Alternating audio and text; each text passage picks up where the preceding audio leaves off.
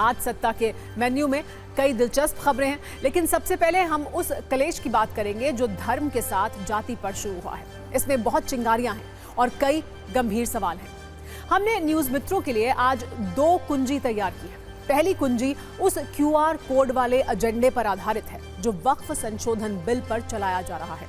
इस पर देश में मुसलमानों का सबसे बड़ा सर्वे शुरू हो गया है, लेकिन इसमें कुछ पेच भी हैं। जबकि दूसरी कुंजी उस जाति वाले क्लेश पर है जो यूपी में एनकाउंटर के बाद सरकारी नियुक्तियों पर शुरू हुआ है।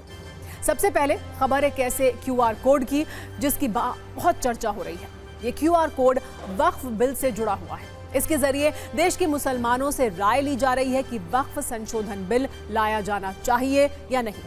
इस सर्वे की शुरुआत all India Muslim personal law board की ओर से की गई है, लेकिन इसमें खेल कहां पर है, इस पर हम आपको बाकायदा एक डेमो भी करके दिखाएंगे। पर पहले ये पूरी खबर समझ लेते हैं। दरअसल all India Muslim personal law board ने वक्फ बिल पर मुसलमानों की राय के लिए एक QR कोड जारी किया है। लोगों से अपील की जा रही है कि वो इस QR कोड को स्कैन करने के बाद वक्फ बिल पर खुलकर अपनी राय दें। लेकिन दिलचस्प बात यह है कि जब इस QR कोड को स्कैन किया जाता है तो इसमें पहले all India Muslim personal law board का विचार लिखा हुआ आता है जो वक्फ बिल के विरोध को लेकर है, और इसे पहले से ही राय वाले ईमेल में फीड किया गया है। इसके बाद लोगों को राय देने का विकल्प भी दिया गया है।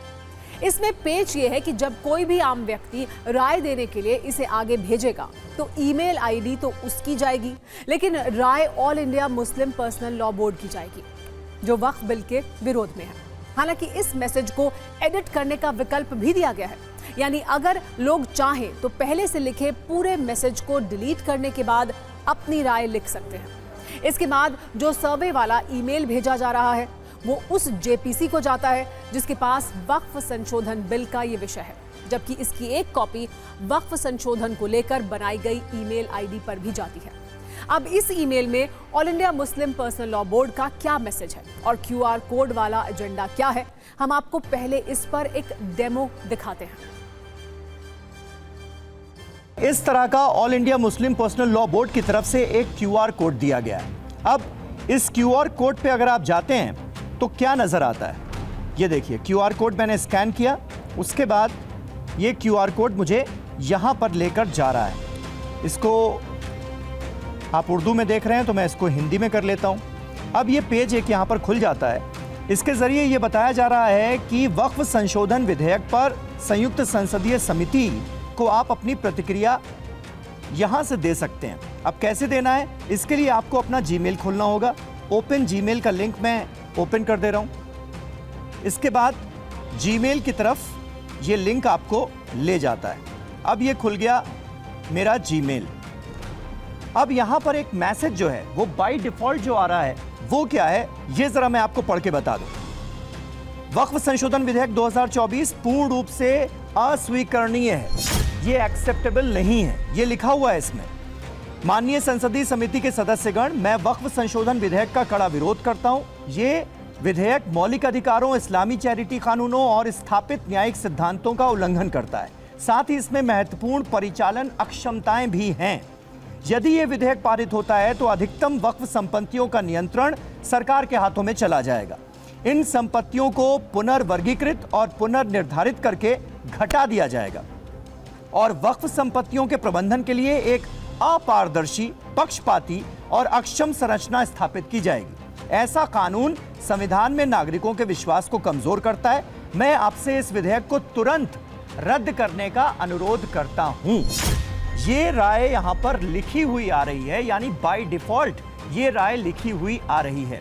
अब जो कोई भी all India Muslim personal law board के दिए हुए QR कोड को स्कैन करके जीमेल पर वक्फ संशोधन विधेयक पर अपनी राय दे रहा है, उसको ये मैसेज लिखा लिखाया मिल रहा है। यानी जो all India Muslim personal law board की राय है वही आपकी राय बनकर संसदीय समिति के पास पहुंच जाएगी। अगर आप गौर करेंगे तो आपको एक सामान्य सर्वे और all India Muslim personal law board के सर्वे में एक फर्क नजर आएगा। जैसे सामान्य सर्वे में सीधे लोगों से राय ली जाती है, जबकि वक्फ बिल वाले इस सर्वे में all India Muslim personal law board का मैसेज पहले से लिखा हुआ है। किसी सामान्य सर्वे में विरोध करना है या समर्थन, ये लोग खुद तय करते हैं। लेकिन all India Muslim personal law board के इस सर्वे में विरोध वाला विचार पहले से लिख कर दिया गया है। किसी आम सर्वे में लोगों को हाँ या ना का विकल्प दिया जाता है, लेकिन all India Muslim personal law board के इस सर्वे में QR कोड को स्कैन करने के बाद सीधे ईमेल भेजने का विकल्प है, जिससे ये बात सीधे JPC तक पहुंच जाएगी कि देश के ज्यादातर मुसलमान वक्फ संशोधन बिल नहीं चाहते हैं। इस सर्वे पर मुस्लिम समुदाय के लोग क्या कह रहे हैं, इस पर हम आपको एक रिपोर्टर रील भी दिखाते हैं।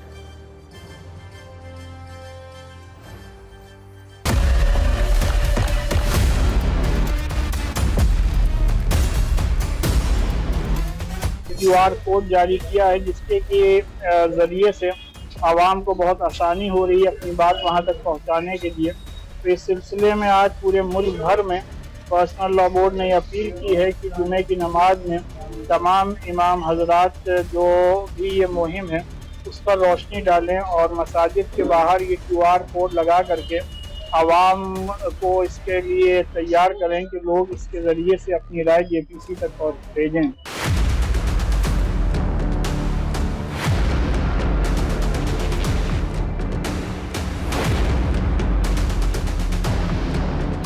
तो पूरे मुल्क में जुमे की नमाज के बाद इस पर्सनल बोर्ड ने QR कोड का एक एहतमाम किया है कि मुसलमान अपने कैमरे से इस QR कोड को स्कैन करके अपनी राय जो है all India Muslim personal law board ने दी है, उसी राय को हम लोग जो JPC को आगे जो फॉरवर्ड की जा रही है। यहाँ पर ये कोशिश की जा रही है कि बड़े पैमाने पर तमाम नमाजियों से इसके खिलाफ और इस बिल के खिलाफ अपनी राय का इजहार कराया जाए।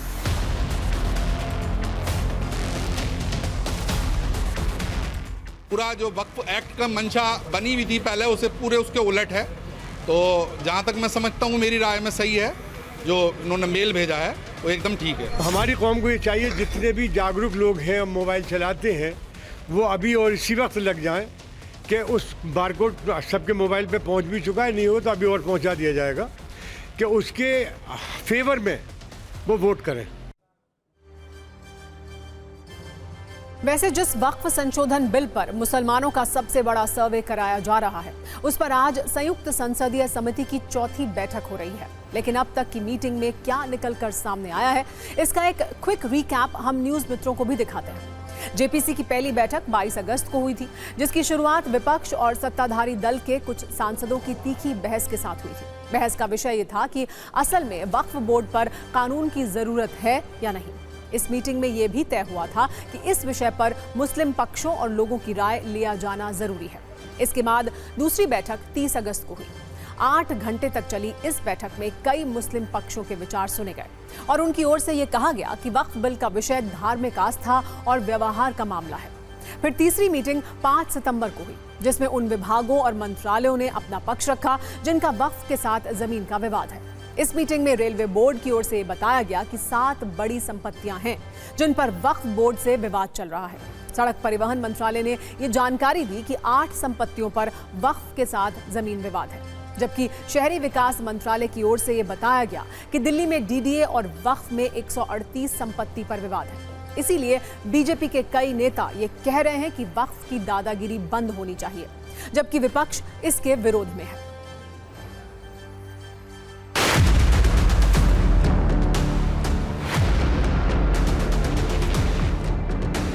हमारी कोशिश है कि हम ज़्यादा से ज़्यादा स्टेक होल्डर से बात करें, बाहर भी दिल्ली से निकल करके राज्यों में जा करके, क्योंकि सरकार ने अगर JPC को रेफ़र किया है तो हमारा उद्देश्य ये है कि एक ऐसा बिल लेकर के आएँ जो वक्फ का जो पर्पज़ है, चाहे रिलीजियस हो, चाहे पॉयस हो, चाहे चैरिटेबल हो, उसका गरीबों को, अल्पसंख्यकों को, महिलाओं को, ख़वातीन को, बच्चों को एजुकेशन हेल्थ के लिए मिल सके। हम लोगों को टाइम दिया गया है कि अगले सेशन तक हम इस कमेटी का रिपोर्ट सबमिट करें पार्लियामेंट को।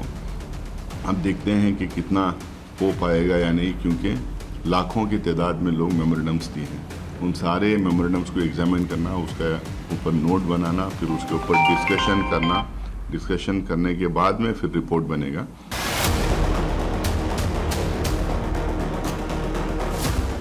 वक्फ बोर्ड जो है ये एक तरह से कांग्रेस की सरकार ने अपने कार्यकाल में जमीन हड़पने का सर्टिफिकेट दे दिया। कर्नाटक के एक गांव के किसानों का जमीन हड़प लिया, आज पूरी जमीन हमारी है। तो ये वक्फ बोर्ड की दादागिरी खत्म।